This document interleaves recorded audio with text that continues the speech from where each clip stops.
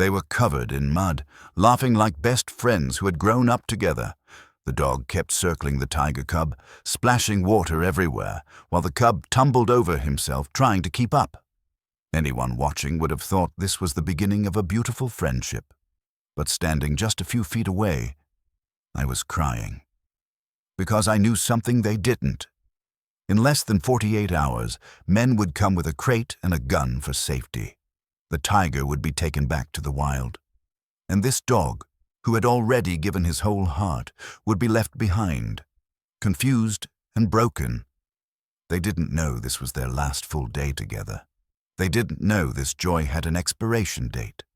And when the final goodbye came, it would destroy everyone who witnessed it. They were laughing in the mud like they had known each other forever. The dog, mud-splattered, tail whipping the air, charged in a tight circle around the tiger cub, sending brown water flying in every direction.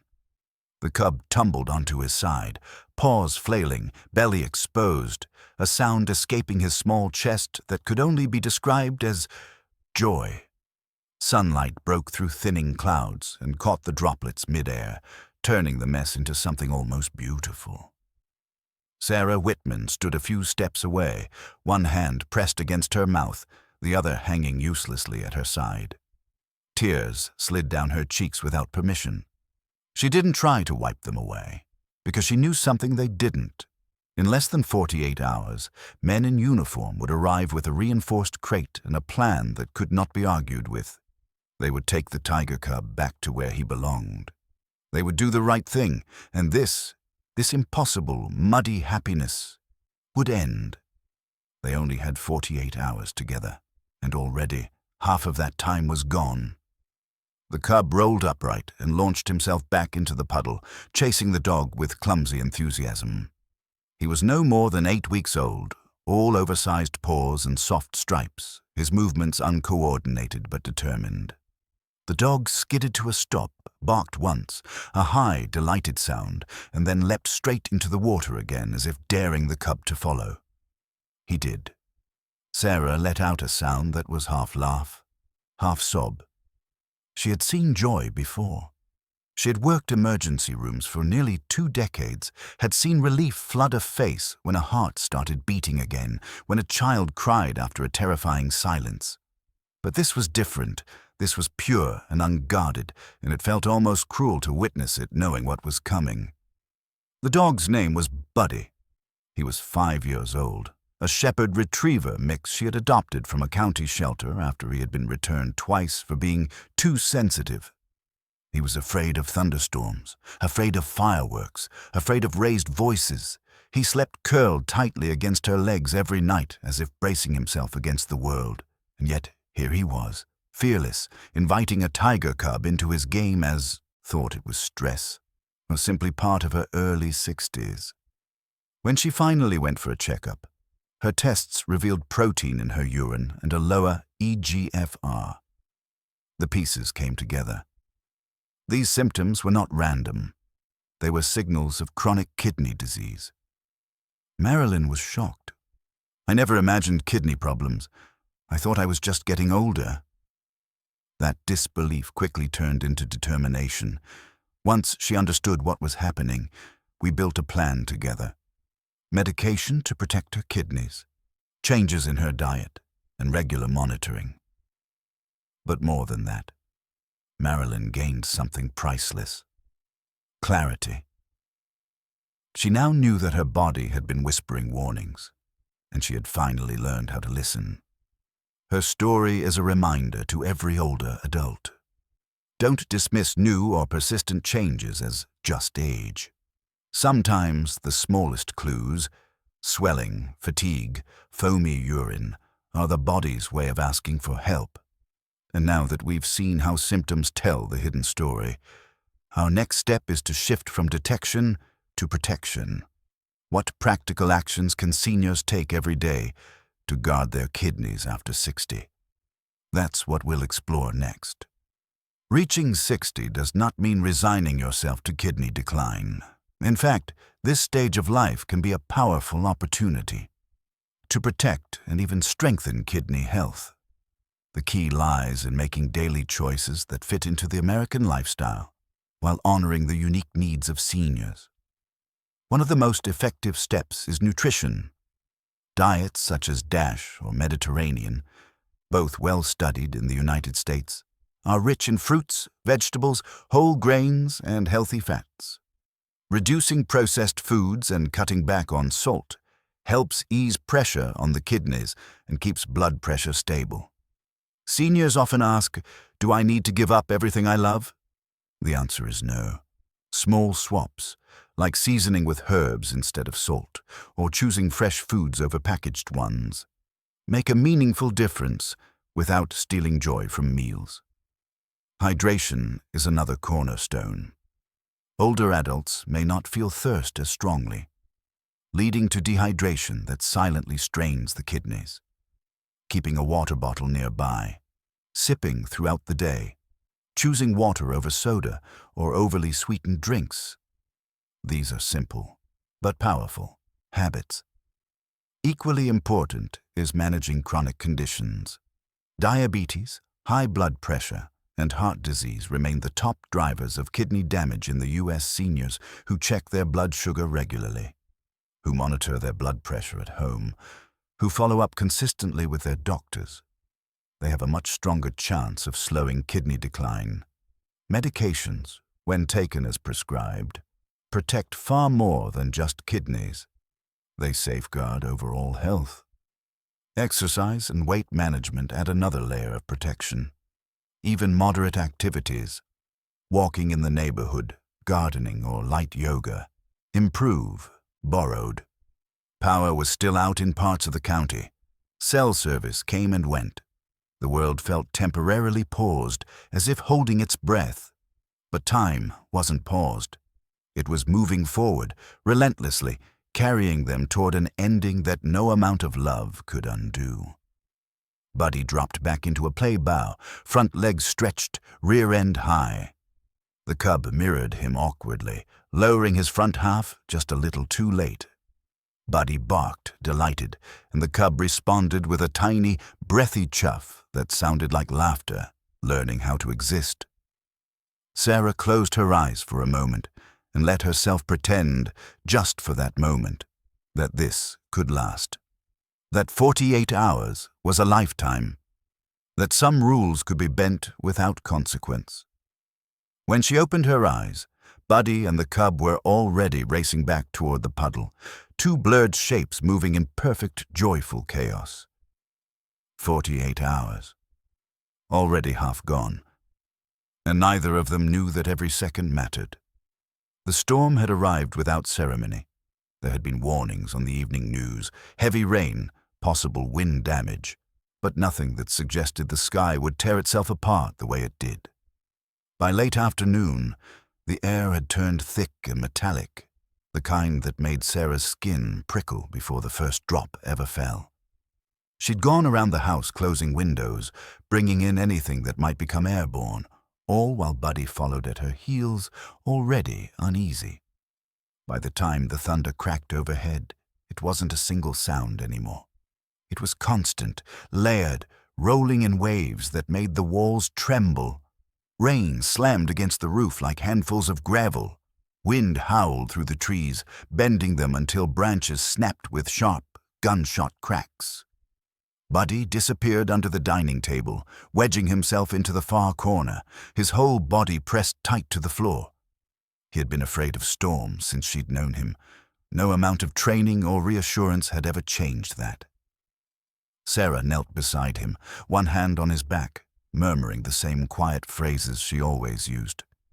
"It's okay, I've got you, you're safe." Outside, something crashed hard enough to make the lights flicker. Then, with a soft pop, everything went dark, the power cut out completely. Sarah exhaled slowly, forcing herself to stay calm. She found a flashlight in the kitchen drawer and checked her phone. No signal. Not surprising. The property sat just far enough from town that storms often knocked out service. She told herself it would pass. Storms always did. What she didn't know What she couldn't have known was that somewhere along the eastern edge of her land, the old fence line had finally given up. The fence had been there long before she bought the house. A patchwork barrier meant more to mark boundaries than truly enforce them. It separated her acreage from the protected woodland beyond, where the sanctuary began.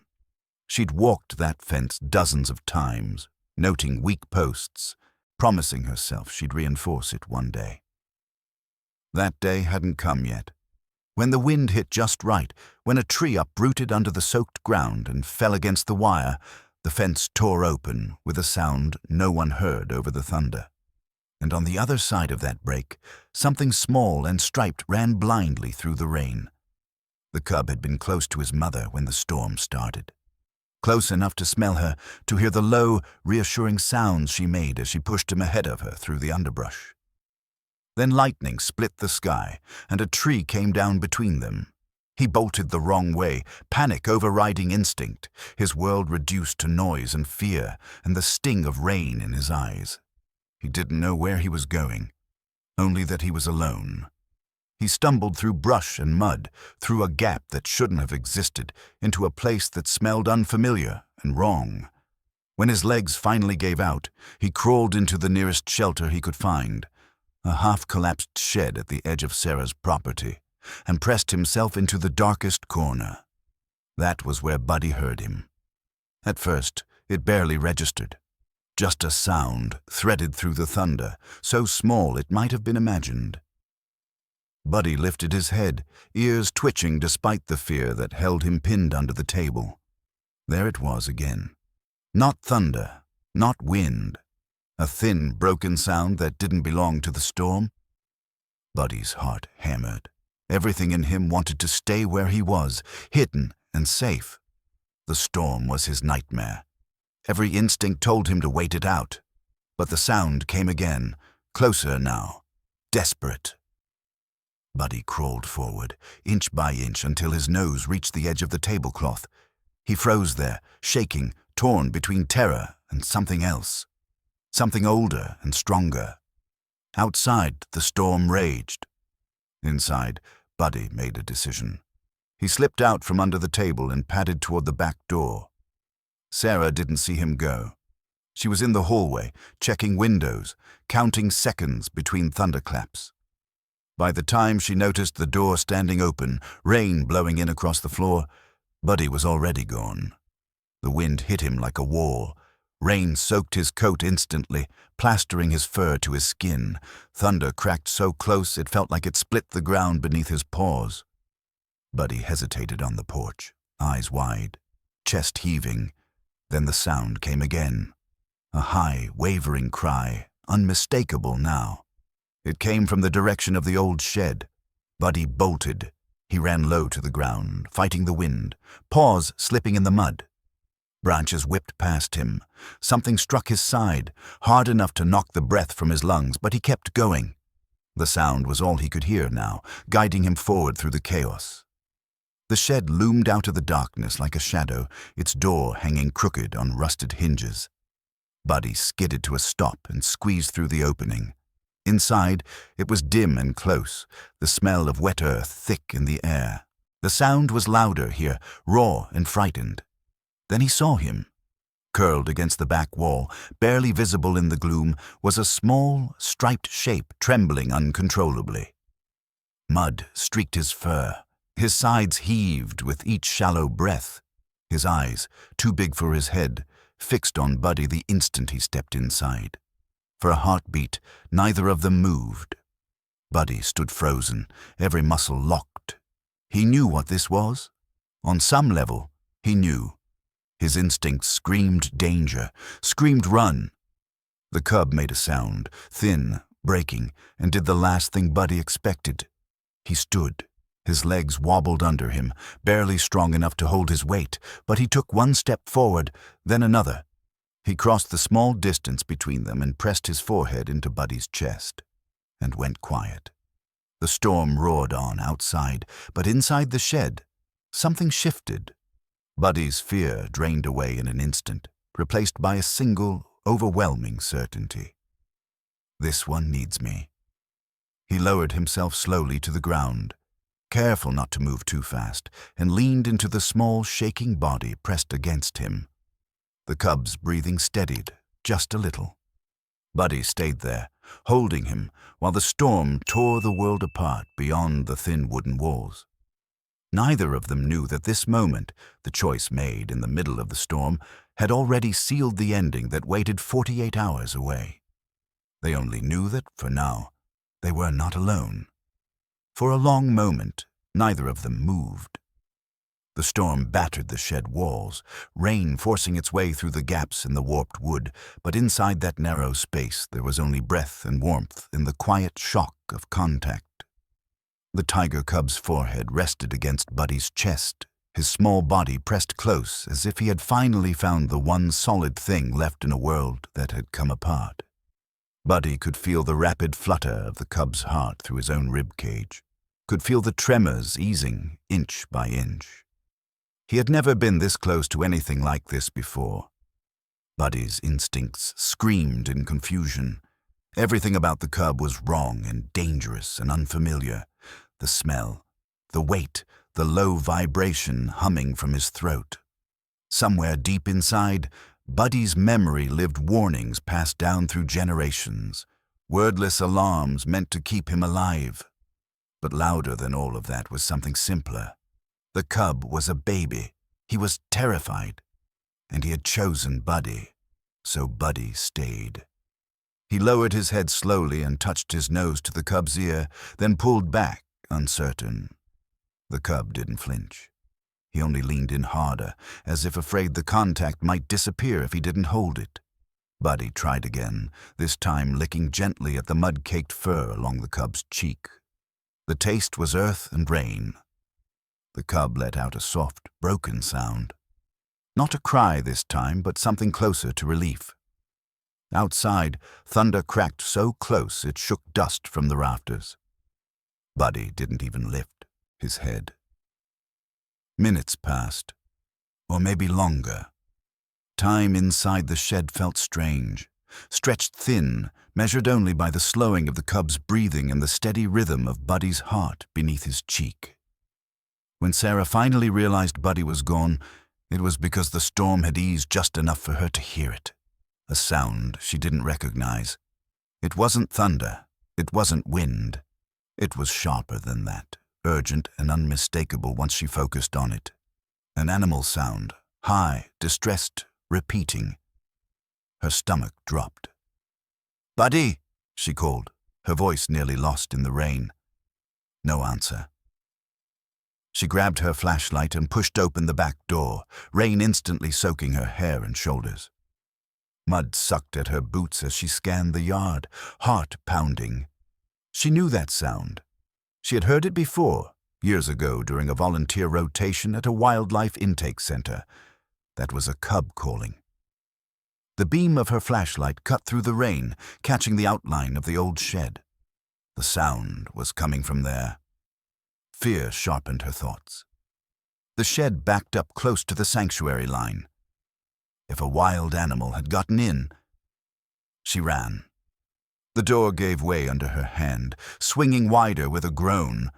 The flashlight beam swept the interior once, twice, and then she saw them. Buddy lay curled on the dirt floor, his body wrapped protectively around a tiger cub no bigger than a medium-sized dog. Both were streaked with mud. Both were shaking, though Buddy's trembling had slowed, steadying as the cub pressed closer. Sarah sucked in a sharp breath and froze. In all her years working emergency medicine and wildlife rescue, she had learned the importance of stillness. Sudden movements could turn calm into chaos. She lowered the flashlight slightly and took a careful step inside. "Hey," she whispered, though she wasn't sure who she was speaking to. Buddy lifted his head and looked at her. His eyes were wide but calm, his tail thumping once against the dirt. It wasn't fear she saw there. It was resolve. The cub shifted at the sound of her voice, lifting his head just enough to peer at her from beneath Buddy's chin. His eyes were dark and glossy, too aware for something so young. He didn't hiss. He didn't retreat. He stayed exactly where he was. Sarah's mind raced, cataloging what she saw. The cub was alive, alert, uninjured as far as she could tell. That alone felt miraculous. She knelt slowly, keeping her distance, and reached into her jacket pocket for her phone. No signal. Of course not. Her gaze flicked to Buddy again. He hadn't moved, but his posture had shifted subtly. One front leg lay across the cub's forepaws, not pinning him, just touching. A line drawn. We are together. That was the message. Whatever this is, we are together. The realization hit her then, heavy and undeniable. This wasn't just a rescue. This was a bond forming in real time, fast and deep and completely unplanned. The kind that shouldn't happen. The kind that would make the ending harder. She swallowed and forced herself to think. The storm was still too strong to risk moving the cub through open ground. The sanctuary line was damaged. The mother, wherever she was, would be frantic. And Buddy would not leave him. Sarah rose slowly and backed out of the shed, heart hammering. She needed supplies, warmth, water, and a plan, though she already knew how little control she truly had. When she returned with blankets and a portable lantern, Buddy hadn't moved an inch. The cub lay pressed against him, eyes half closed now, breathing even. Sarah spread a blanket carefully over them both, keeping her hands well clear of the cub's face. Buddy watched her, alert but unafraid. "I know," she murmured, more to herself than to him. "I see it too." She sat back on her heels and let the lantern's soft light fill the shed. The storm raged on, but inside that small circle of light, something impossible had already taken root. A frightened dog had chosen to step into the storm. A lost cub had chosen to trust him. And in that choice, made without words, without hesitation, their 48 hours had truly begun. Sarah didn't sleep that night. She sat on an overturned crate just inside the shed, the lantern casting a soft, steady glow that barely pushed back the darkness. The storm eventually moved on, its fury draining away into a distant rumble, but she stayed where she was long after the rain eased. Buddy and the cub lay together on the dirt floor, wrapped loosely in the blanket she had brought, their bodies pressed close as if neither trusted the world enough to let go. Every so often, the cub stirred. Each time, Buddy adjusted without waking fully, shifting just enough to keep contact. It was instinctive, unconscious, and it made Sarah's chest ache. She had seen this before. Not exactly like this, but close enough to recognize the danger. Imprinting. Attachment formed too quickly, too deeply, at the wrong time. At first light, Sarah stepped out of the shed and walked toward the house, her legs stiff, her mind already racing ahead. Power was still out, but her phone buzzed weakly as it latched onto a thin bar of service. She didn't waste time. She called the only person who could help. The line crackled, cut out, then connected. "Reyes," a man's voice said, tired but alert. "Officer Reyes, it's Sarah Whitman," she said quickly. "I need you to listen carefully." There was a pause, then recognition. "You're near the sanctuary line." "Yes, a cub came through during the storm. Tiger, very young." Silence stretched on the other end, long enough that Sarah wondered if the call had dropped. Then Reyes exhaled slowly. "Is he contained?" "For now," she said. "But he's bonded, with my dog." Another pause. Shorter this time. He didn't ask questions. That told her everything. "How long?" he asked. "I found him last night. The storm knocked out. The fence. I couldn't move him safely." "You did the right thing," Reyes said. "Listen to me. We have a narrow window here." Sarah leaned against the kitchen counter, closing her eyes. 48 hours, Reyes continued. "That's it. After that, the risk of permanent imprinting goes way up. If he bonds too strongly with a domestic animal or a human, it complicates everything. Reintroduction, survival, safety, for him and for you. She pictured Buddy's paw resting over the cub's forelegs, the way the cub had leaned into Buddy's chest as if he had found home. "I know," she said quietly. "We'll need to locate the mother," Reyes went on. "Our trackers are already out. Storm scattered a lot of wildlife. It could take time. And if you don't find her—" "We will," he said, firm. "But either way, the cub has to come in, sanctuary or reunion. He can't stay." Sarah swallowed. "When can you get here?" "Soon as conditions allow," Reyes said. "But I need you to understand something. This is not going to be easy." She almost laughed at that. After the call ended, Sarah stood alone in the quiet kitchen, the weight of the next 2 days settling heavily on her shoulders. She had walked families through impossible nights in the ER. She had learned how to prepare people for endings they didn't want. But this felt different, because Buddy didn't know. She returned to the shed as the sun crept higher, painting the wet ground in soft gold. Buddy lifted his head when she entered, tail wagging once, slow and hopeful. The cub blinked awake beneath him, releasing a small sound that vibrated through Buddy's chest. Sarah knelt down, careful and calm. "Hey there," she murmured. The cub studied her, then turned his face back into Buddy's fur. Message received. Sarah took inventory. The cub needed warmth, hydration, and food. She had emergency supplies for wildlife intake. Formula, feeding bottles, heating pads. She had handled injured animals before, even wild ones, but never under circumstances like this. Buddy watched her every move as she set things up in the adjacent garage, which offered more space and better shelter. When she gently tried to coax the cub to stand, he resisted immediately, letting out a sharp cry that echoed off the walls. Buddy was on his feet in an instant. He placed himself squarely between Sarah and the cub, not growling, not aggressive, just there. A barrier, a statement. "It's okay," Sarah said softly, raising her hands. "I'm not taking him." Buddy didn't move. She tried a different approach. "Buddy," she said, her voice steady.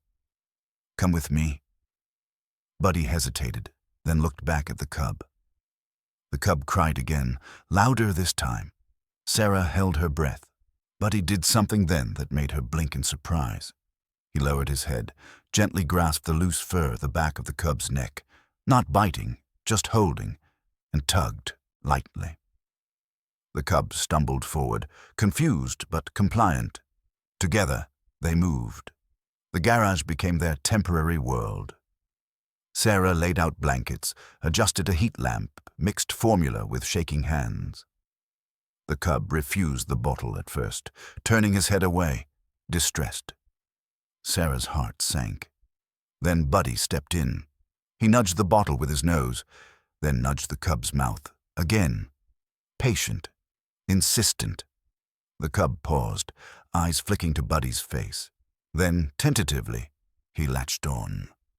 Sarah sat back on her heels as the cub drank, a lump forming in her throat. This was the problem.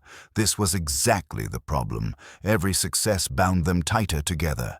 By midday, the cub was calm, fed, and dozing with his head tucked under Buddy's chin. Buddy lay still, watchful, as if guarding something precious. Sarah checked her phone again. A message from Reyes came through, brief but clear. Trackers had picked up signs of a tigress moving erratically near the eastern boundary. Searching, calling. Relief and dread collided in her chest. "She's looking for you," Sarah whispered, glancing at the cub. "She hasn't stopped." Buddy didn't understand the words, but he seemed to sense the shift.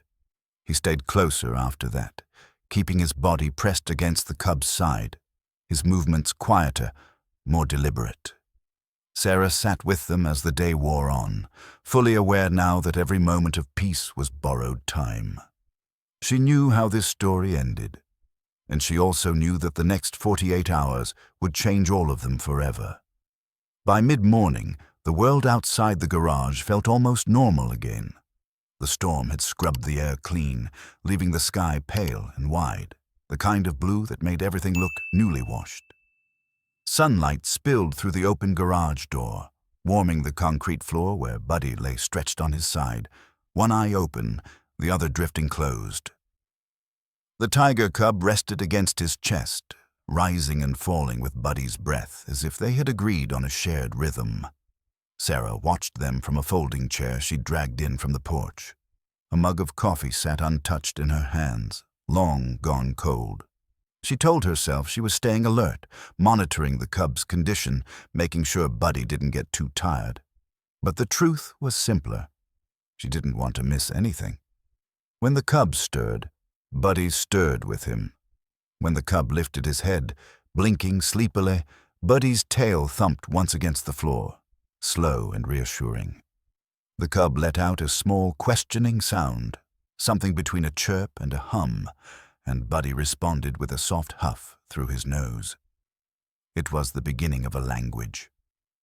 Sarah rose carefully and moved toward the shelf where she'd set the bottle to warm. The cub noticed immediately. He pushed himself upright, wobbled, then took 2 uncertain steps toward Buddy instead of the bottle, bumping into the dog's shoulder. Buddy adjusted his stance, steady as a rock. "All right," Sarah murmured, a sad smile tugging at her mouth. "Together, then." She knelt and offered the bottle again. The cub hesitated, eyes flicking between Sarah's hands and Buddy's face. Buddy leaned forward and touched the bottle with his nose, then nudged the cub's mouth the way he had the night before. That was all it took. The cub latched on eagerly this time, paws kneading the air as he drank. Milk dribbled down his chin, soaking into Buddy's fur. Buddy didn't flinch. He stayed exactly where he was, letting the cub lean his weight fully against him. Sarah looked away, blinking fast. This wasn't how it was supposed to happen. Bonds like this weren't meant to form between species that shared no future. She knew that, had known it from the start, and yet, watching them, it was impossible to deny the truth unfolding right in front of her. They were becoming a family. After the feeding, Sarah made another decision, one she knew she would question later. The cub needed movement, sunshine, space to stretch his legs. Keeping him confined too long would only add to his stress. She opened the side door to the fenced yard. Buddy trotted out first, glancing back over his shoulder every few steps. The cub followed, hesitant at first, then more confident, padding after Buddy like a shadow that had learned how to walk. The grass was still wet, cool beneath their feet. Buddy lowered his head to sniff at a patch of clover, then sneezed when water tickled his nose. The cub watched intently, then lowered his own head and sniffed the same spot, copying the motion with earnest concentration. Sarah laughed quietly. "That's right," she said. "You're doing great." They explored like that for hours. Buddy led, the cub followed. When Buddy stopped, the cub stopped. When Buddy trotted ahead, the cub scrambled to keep up, his paws too big, his body still figuring out how to move.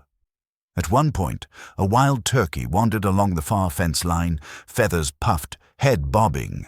The cub froze, ears flattening, a low sound building in his chest. Buddy was at his side instantly, positioning himself between the cub and the bird, his posture calm but firm. The turkey stared, unimpressed, then wandered off.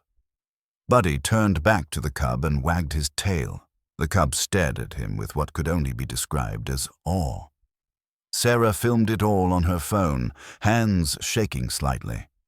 She told herself it was for documentation, for Officer Reyes, for the sanctuary. But deep down, she knew she was collecting proof. Proof that this had happened, that it was real. By early afternoon, the heat settled in. The cub grew tired quickly, his bursts of energy giving way to long pauses where he leaned heavily against Buddy's side. Buddy adjusted his pace, slowing, circling back more often, his attention never straying far. They retreated to the garage when the sun grew too strong. Buddy found the coolest spot on the floor and lay down with a sigh. The cub stood beside him, swaying slightly, then lowered himself in an awkward sprawl that mirrored Buddy's position almost exactly. When Buddy sighed again, long and content, the cub followed with a deeper, rumbling exhale. Sarah's breath caught. She sat down on the floor across from them and let the silence settle. Through the open door, she could see the tree line beyond the fence, the dark edge of the sanctuary pressing close. Somewhere out there, the cub's mother was moving, calling, searching ground that smelled wrong after the storm. Sarah's phone buzzed in her pocket. She hesitated, then checked it. A message from Officer Reyes. Trackers had confirmed a tigress moving along the eastern boundary, vocalizing frequently, agitated but healthy. She closed her eyes and pressed the phone against her palm. "She's still looking," Sarah whispered, though she didn't know why she said it aloud. The cub slept on, unaware. Buddy remained awake, head lifted now, ears angled toward the distant woods as if he could hear something Sarah couldn't. As evening crept closer, Sarah noticed the shift. Buddy stayed closer than before. Not just near, but touching, a paw resting over the cub's leg. His body curved protectively along the cub's back. He followed every movement with quiet intensity, as though some part of him understood that time was slipping away. Sarah felt it too. Every laugh, every small triumph, carried the weight of an ending. She didn't stop them. She couldn't. All she could do was bear witness, knowing that joy and grief were sharing the same narrow space. 48 hours. And now, far less than that remained. The first sign of trouble came in the form of an engine. It was late afternoon, the heat easing just enough to make the air feel heavy instead of oppressive. Buddy and the cub lay together in the shade near the garage. The cub half asleep, Buddy alert but calm. Sarah was inside rinsing bottles when she heard it, a low, uneven rumble that didn't belong to the quiet rhythm of her land. She stepped onto the porch just as an old ATV came into view along the dirt access road that bordered her property. Tom Bradley. Sarah felt a flicker of unease. Tom lived a mile down the road, a retired contractor who spent most days riding fence lines and fixing whatever didn't strictly need fixing. He meant well, but he talked, and he carried his phone everywhere. She watched as he slowed, engine idling, his gaze sweeping the yard. Buddy noticed immediately. He rose to his feet, positioning himself in front of the cub, body angled just enough to block the view. The cub stirred, sensing the shift, and pressed closer to Buddy's side. Tom leaned forward on the handlebars, squinting. "What in the world?" he muttered, loud enough for Sarah to hear. Her pulse kicked up. She walked down the steps, forcing a casual smile onto her face. "Afternoon, Tom." He startled slightly, then grinned. "Didn't mean to snoop, Sarah. Thought I saw—" His eyes flicked past her, then widened. "Is that a big cat?" Sarah stepped deliberately into his line of sight, blocking the view. "It's complicated," she said. "Storm brought in some wildlife. I've got it handled." Tom's curiosity only sharpened. "That thing looks striped," he said, craning his neck. "Is that a tiger?" "Tom," she said quietly, "I need you to listen to me. What you think you saw, whatever you think you saw, needs to stay right here." He laughed, not unkindly. "You know me, I'm not trying to cause trouble." But even as he said it, his hand drifted toward his pocket. Sarah saw it, and her stomach dropped. By the time Tom drove off, promising to check in later, Sarah was already dialing Officer Reyes. The call rang twice before connecting. "Reyes," he said. "It's Sarah," she replied. "We have a problem." She explained quickly. Tom, the ATV, the look on his face. She didn't mention the phone. She didn't have to. Damn, Reyes said under his breath. All right, that accelerates things.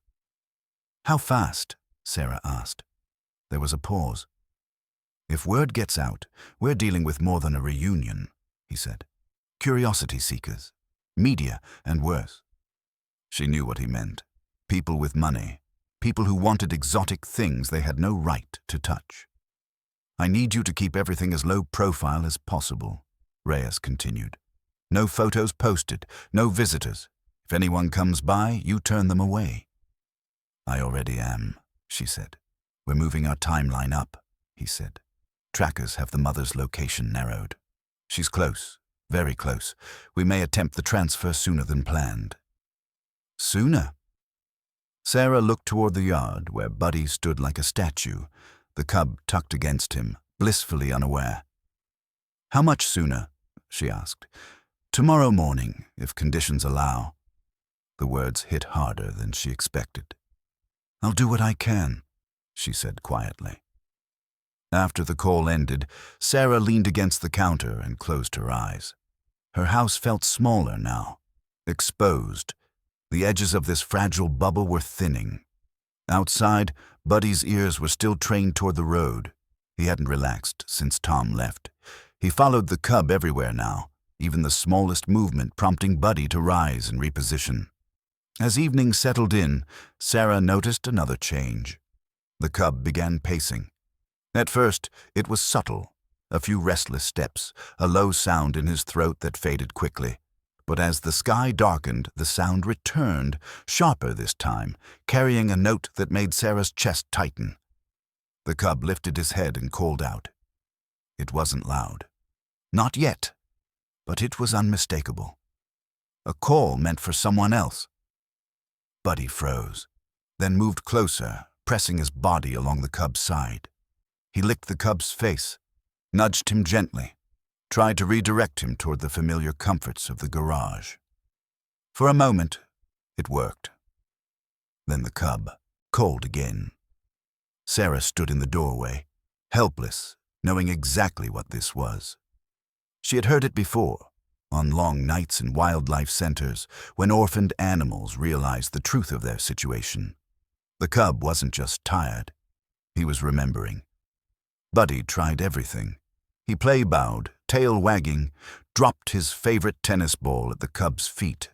The cub glanced at it briefly, then lifted his head again and called, louder this time. The sound echoed off the garage walls and slipped out into the night. Sarah's phone buzzed almost immediately. A text from an unfamiliar number. Hey, Sarah, folks online are saying someone spotted a tiger near your place. Everything okay? Tom. Her hands shook as she set the phone down without replying. This is happening too fast, she whispered. Buddy couldn't hear the words, but he felt the tension. He pressed closer, his body a living barrier, as if he could physically hold the world at bay. The cub's calls grew more insistent as night deepened, threading through the quiet with aching clarity. Somewhere beyond the fence, the sanctuary stirred, and somewhere closer than any of them realized, a tigress was answering. Sarah turned off the lights and closed the doors, sealing them into the small, dim world of the garage. She sat on the floor with her back against the wall, listening to the cub's calls and Buddy's quiet attempts to soothe him. Tomorrow morning, the world was watching now, and time, which had always been their enemy, was running out faster than ever. Night came quietly, as if trying not to draw attention to itself. Sarah closed the garage doors most of the way, leaving just enough space for air to move through. The lights inside were dimmed to a single lamp, its glow soft and warm against the concrete walls. Outside, the world felt too large, too exposed. Inside, everything narrowed to breath, shadow, and the small sounds of living beings trying to rest. Buddy lay on his side near the center of the floor, the cub pressed along his chest and neck. For a while, it almost worked. The cub's breathing slowed. His eyes fluttered closed. Buddy's tail rested still against the floor, his body relaxed but ready. Sarah sat against the far wall, wrapped in a blanket she didn't remember grabbing, watching the two of them as if committing every detail to memory. She knew better than to hope the night would pass peacefully.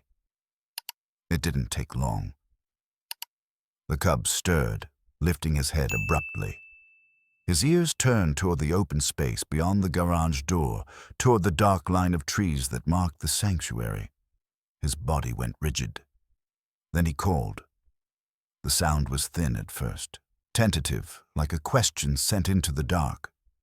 It hung in the air for a moment, then faded. Buddy lifted his head instantly. He nudged the cub's shoulder with his nose, then licked along the cub's cheek in long, deliberate strokes. His tail wagged once, slow and careful, the way it did when he was trying to calm someone down. The cub hesitated. For a few seconds, he leaned back into Buddy's touch. Then he called again. This time, the sound carried weight. It rose and fell, trembling with urgency, vibrating through the garage and straight into Sarah's chest. She pressed a hand against her mouth, her eyes burning. "That's his mother," she whispered to no one. Buddy didn't know the words, but he understood the change. He tried everything he had. He rose to his feet and play-bowed, front legs stretched, hindquarters high, tail wagging in a hopeful arc. When that didn't work, he brought over his tennis ball, the one he'd had since puppyhood, and dropped it gently in front of the cub. The cub glanced at it, confused, then lifted his head and called again, louder now. Buddy circled him, nudging, licking, pressing his body close along the cub's side. He lay down again, pulling the cub in tighter, as if proximity alone could solve this. Nothing worked. The calls continued, each one sharper than the last, echoing into the night beyond the walls. Sarah was certain now that something was answering from the woods. She couldn't hear it clearly, but she felt it in her bones. Buddy's movements grew more frantic, though he never left the cub's side, his ears pinned back. He whined softly, a sound Sarah hadn't heard from him in years. "I know," she murmured, tears slipping down her cheeks. "I know." The cub stood abruptly, pacing in a small circle, calling again, his voice breaking. He walked toward the garage door, stopped, turned back, then called once more. Buddy stepped directly in front of him, not blocking his path, just touching, shoulder to chest, head lowered, eyes wide and pleading. "Please stay." The cub cried again, and then Buddy did something Sarah would never forget. He lifted his head, opened his mouth, and tried to answer. The sound that came out of him was wrong in every technical sense. It wavered and cracked, somewhere between a howl and a whine, rough and unsteady. It sounded nothing like a tiger, nothing like a mother, but it carried meaning all the same. "I hear you. I'm trying. I don't know how to fix this, but I'm trying." The cub froze. The garage fell silent, the sudden absence of sound almost painful. Buddy's chest heaved as he caught his breath, his eyes fixed on the cub's face. For a long moment, neither of them moved. Then the cub stepped forward. He closed the small distance between them and pressed his forehead directly into Buddy's chest, right where his heart beat strongest. He stayed there, still and deliberate, his body no longer trembling. Buddy lowered his head slowly and rested his chin against the cub's neck, holding him there. He didn't move. He didn't make a sound. Sarah felt something inside her give way completely. They stood like that for a long time, dog and tiger, bound together in a silence that said everything words never could. Eventually, the cub's legs buckled slightly with exhaustion. Buddy shifted his weight, easing them both back down to the floor without breaking contact. They lay together, the cub's head resting against Buddy's chest, Buddy's front leg draped carefully over the cub's back. The cub's breathing slowed again, deepening into the heavy rhythm of a baby who had cried himself empty. Buddy stayed awake. Sarah could see it in the tension of his body, the way his eyes remained open, fixed on nothing, He didn't relax. Not fully. Not anymore. She moved closer, careful and quiet, and sat down beside them. She rested one hand lightly on Buddy's back. He didn't turn to look at her, but his breathing steadied just a fraction. "I'm so sorry," she whispered. "You did everything right." Outside, the night stretched on. Somewhere beyond the fence, a mother called, and her calls were growing closer. Inside the garage, a dog lay awake beside a cub he loved, guarding him through a night he couldn't make better. And Sarah knew, with a clarity that hurt, that when morning came, Buddy's greatest test would begin. Dawn arrived before anyone was ready for it. Sarah woke to the sound of engines on gravel, low and controlled, the kind of noise made by people who knew exactly what they were doing.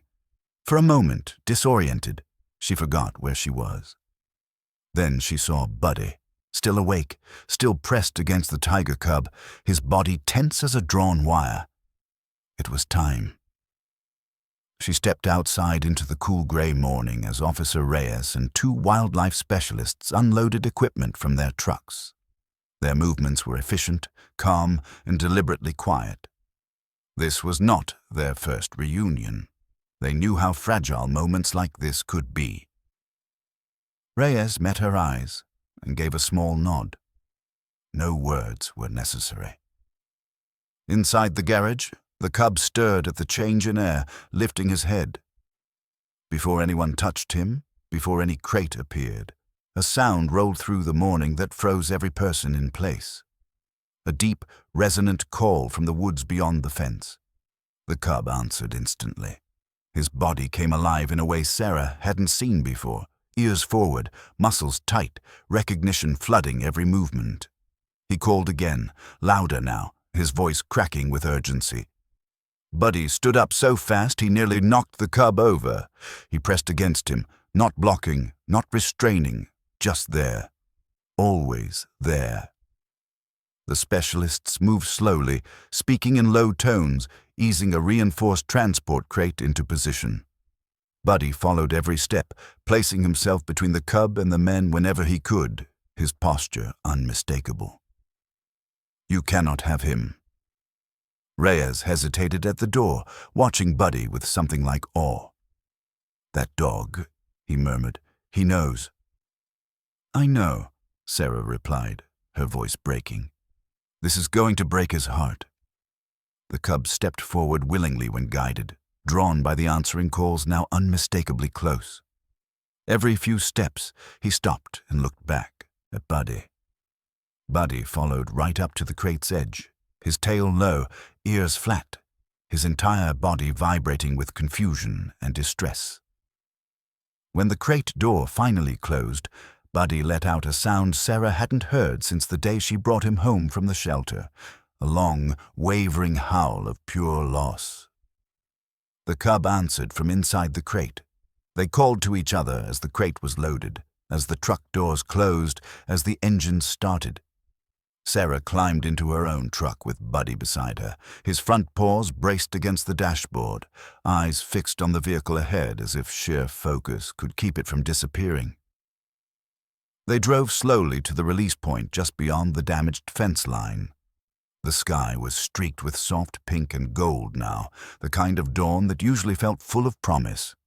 Today, it felt heavy. They arrived to find her already there. The tigress stood at the edge of the clearing, massive and still, her presence commanding the space without effort. The moment the truck stopped, she began to move forward, each step deliberate, controlled, her attention locked on the crate. The cub called again, his entire body trembling with anticipation. Every ranger tensed. This was the dangerous part. One wrong move, one misunderstood gesture, and the situation could turn deadly. The crate door opened. The cub hesitated for a fraction of a second, then burst forward, running toward his mother as fast as his small legs would carry him. The tigress lowered her head, touching him gently, making a sound so low, Sarah felt it in her chest rather than heard it. "Welcome home." Relief washed through the clearing in a collective exhale. And then, before anyone could stop it, The cub turned. He looked back toward the trucks, toward Buddy, and made a different sound. Not the call he had used for his mother. Another sound entirely. One Sarah recognized instantly. The sound he made when he was safe. Buddy exploded out of the truck before Sarah could reach him. "Buddy!" she cried, but he was already running. The rangers shouted. Hands went to radios. The tigress lifted her head, her body going still. Buddy crossed the open ground without hesitation. The cub met him halfway. For 10 seconds, maybe less, maybe a lifetime, there was nothing else in the world. The cub pressed his forehead against Buddy's chest, right where he always had. Buddy lowered his head and licked the space between the cub's ears, the familiar gesture slow and reverent. They stood there, unmoving. Then the tigress made a sound. It wasn't a warning. It wasn't anger. It was acknowledgement. Buddy stepped back. The cub turned and returned to his mother, glancing over his shoulder one last time before she nudged him gently toward the trees. The group moved away, disappearing into the sanctuary, the forest closing behind them. Buddy sat down in the grass and watched until there was nothing left to see. The ride home was silent. Back at the house, Buddy went straight to the garage and lay down where the cub had slept. He stayed there for hours, unmoving. Weeks passed, then months. Buddy slowly returned to himself, but something in him remained open, watchful. He often stood at the fence line, staring into the woods as if listening for something only he could hear. 3 months later, Sarah made a call. Reyes confirmed the tigress and her cub were thriving, growing strong, moving near the boundary again. It was a long shot, but Sarah had to try. They stood at the fence early one morning, the air cool and clear. Buddy seemed restless at first, uncertain why they were there. Then his head snapped up. Across the clearing, a young tiger lifted his head, so bigger now, stronger, but unmistakable. They moved toward each other at the same time. The fence separated them, cold metal between fur and whiskers. Buddy pressed his nose through the chain links. The tiger pressed his forehead against the wire, making that familiar humming sound. Buddy's tail wagged so hard his whole body shook. They stayed like that for a long time, just touching through the barrier, just being together. When it was time to leave, Buddy lifted one paw and placed it against the truck window. Across the clearing, the young tiger watched until they were gone. Love did not end. It changed shape, and 48 hours had been enough to last a lifetime.